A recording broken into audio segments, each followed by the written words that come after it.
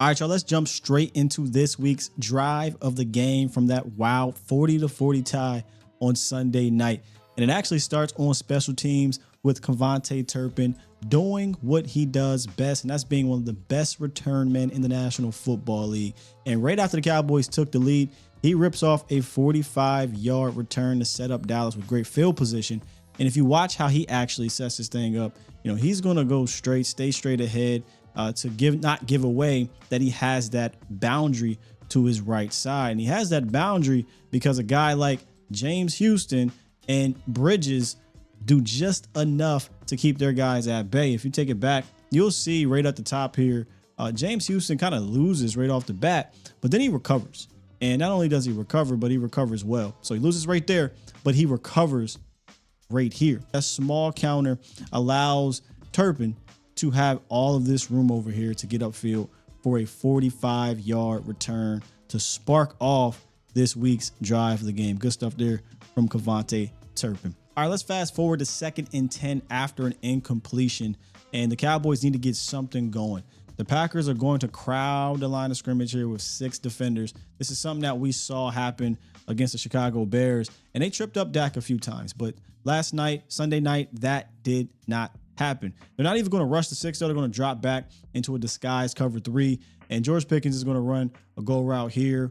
We got, I believe this is Tolbert running in the seam, and this is the important part here. Jake Ferguson is going to get a bit of a chip on Micah, and then we want to release into the drag route here, so a delayed release for Dak Prescott. As you'll see on the other angle, this is something that they did a lot, paying attention to Micah Parsons, as you should. There's a chip by Ferg.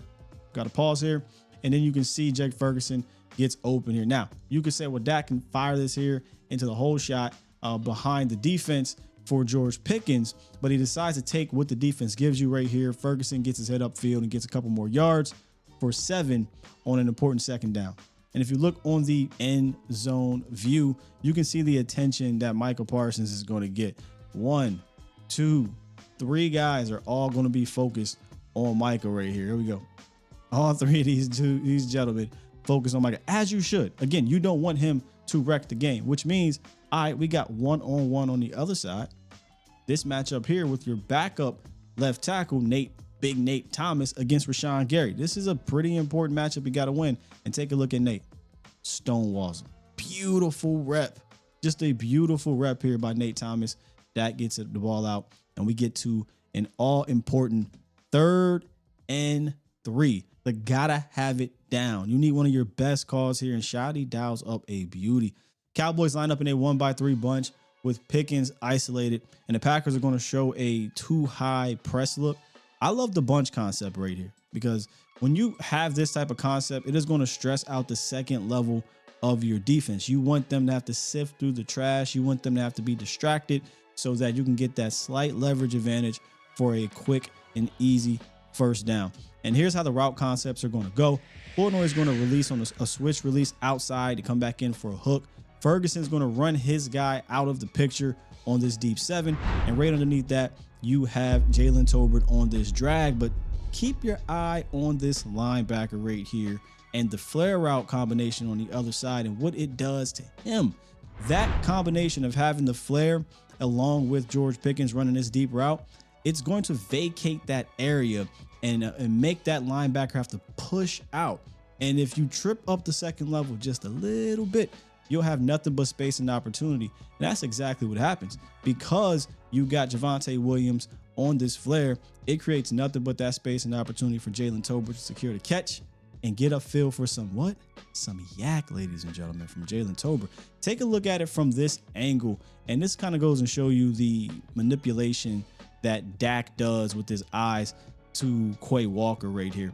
He knows dang on well he is not going anywhere to this side of the field because of the leverage advantage that the cornerback and the safeties have on Jake Ferguson's route. We know Flournoy is just going to run a hook. So all he is doing is playing a game right here with Quay Walker, trying to trip him up with A, the route combinations, and B, his eyes. This makes Quay Walker completely miss that Tolbert is screaming across wide open, and then Walker is late to the trigger. And if you look on the opposite side, like we talked about over here, this flare route is going to cause 56 to kind of abandon that area as well.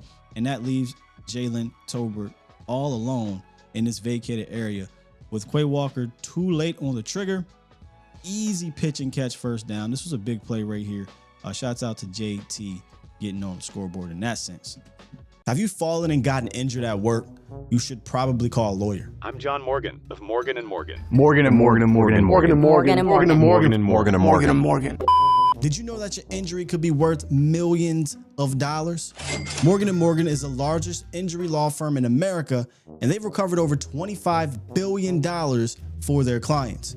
$25 billion? That's a hell of a lot of money. If the insurance companies tried to lowball you, Morgan & Morgan is able to take the pain and suffering and turn it into cold, hard cash. But wait. How much is Morgan & Morgan gonna cost you? You never owe them legal fees unless they're successful. That's right. You don't owe unless you win. And if you don't know how to hire a lawyer and it sounds too hard, it's actually super easy. You can just go to their website, and then in a couple clicks, you can find out if you have a case. You can literally do it from your smartphone. And remember, there's only one Morgan & Morgan. Wait, there's more than one because, let me see the script. Oh, last name. Oh, okay, roll. You can start your claim today by going to forthepeople.com/Skywalker. The link in the description.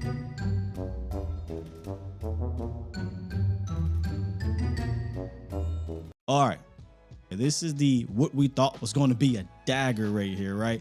Dak Prescott, George Pickens on the same page for the go-ahead touchdown. Green Bay is going to play way off right here, and that's because they don't want to get beat over the top. Dak had been taking shots to George Pickens, not just in this game, but throughout the first 4 games of the season. And I think they have seen that on film. And they said, we're not going to let you beat us. Keep everything in front because they have to score a touchdown here, not get a field goal. The problem with that is when you don't have anybody underneath in this area, it essentially becomes pitch and catch. And that's what happens because I'm not really sure what this linebacker does. But guess what? This isn't Talking Packers. They got to figure out why he just kind of was in no man's land here. So Pickens reads the coverage, knows I just got to get a quick out here. And Dak delivers. Pickens gets upfield for the score. But what really makes this thing go is, again, the beauty in the details here.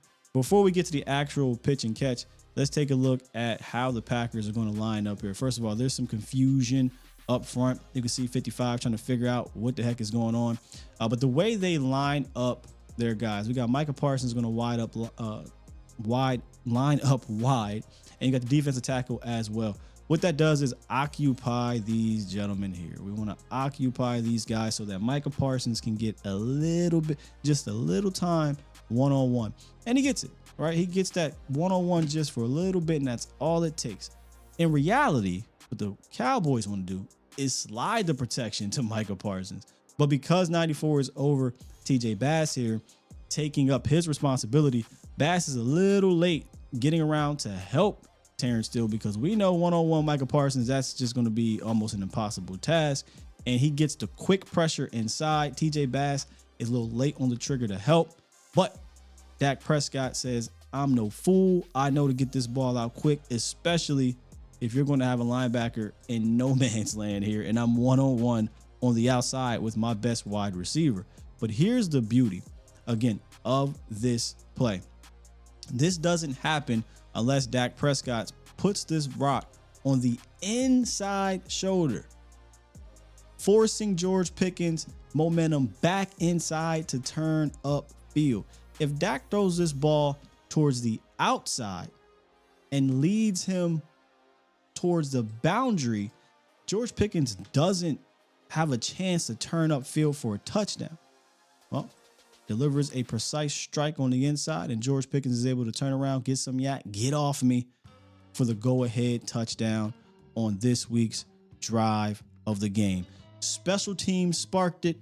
Dak's patience and his manipulation sustained it, and the chemistry with Pickens finishes it off. A lot to like about this new offense so far. Now, only if the defense could catch up. If you enjoyed today's video, please hit that like button, share this content with your Cowboys friends and family and even foe. That's been my time. Salute.